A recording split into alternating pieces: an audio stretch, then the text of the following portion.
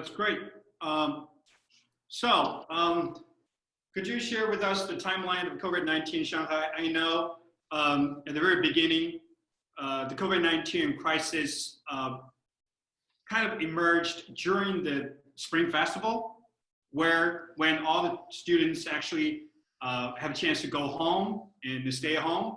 How did you, and until now, that's been a lot of the weeks and months. So could you share with us the timeline of the COVID-19, how you guys at the YK Pao School deal with this crisis? Sure, thank you, Kevin. Let me take you through the timeline that we went through in the past few weeks. There were rumors about coronavirus earlier on in December and early January, but in general, the public wasn't paying attention to it. For China, January 20th is the turning point, because this is the day when a nationally renowned doctor came out and said the disease is the transmission of the disease is human to human. So that has set out a national panic. And January 21st is the Wuhan lockdown. At that point, the whole nation is approaching Chinese New Year. January 25th is the Chinese New Year. In Shanghai, this timeline that we're going to take you through is happening specifically in Shanghai. This is the environment that Pao School lives in. January 24th, Shanghai government announced a national a level 1 response level. And then going on to January 26th, the government announced the school will not start earlier than February 17th.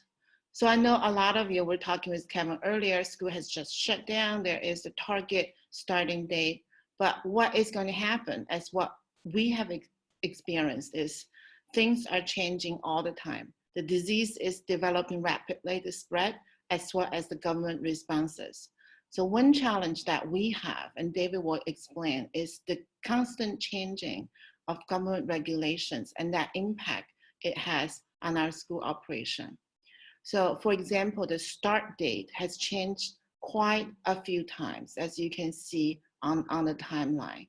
We have to keep on adjusting our expectations in terms of our operation, as well as communication to our families, our staff, and the community in a time of change when we don't know exactly what will happen down the road. So going down this timeline, a few days later, government announced again, school will not start no earlier than end of February. And this is when the 14-day quarantine kicked in. Up until this point, if you come to Shanghai, there is no required quarantine. February 24th is when the government said people who come from high-risk areas are subject to a 14-day quarantine. And this high-risk area is a definition that's constantly changing.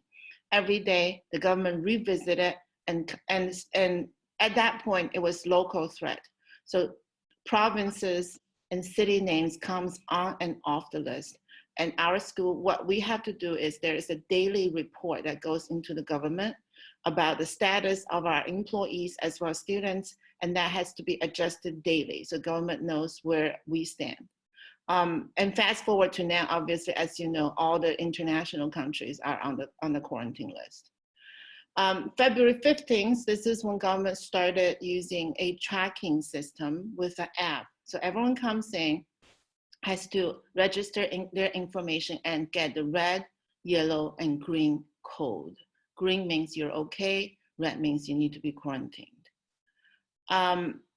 February 17th is for the government, as they have announced before, online learning start in all Shanghai public schools. At this point is still all you can. Everyone was trying to use different softwares to deliver the online curriculum. March 1st is another key day for Shanghai schools. This is when pre-recorded sessions offered by Shanghai Education Commission goes on air.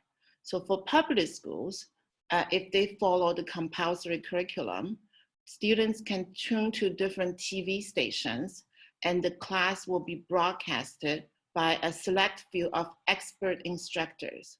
So what the schools are doing, the public schools, is the student watch the pre-recorded sessions and then they have discussions later on.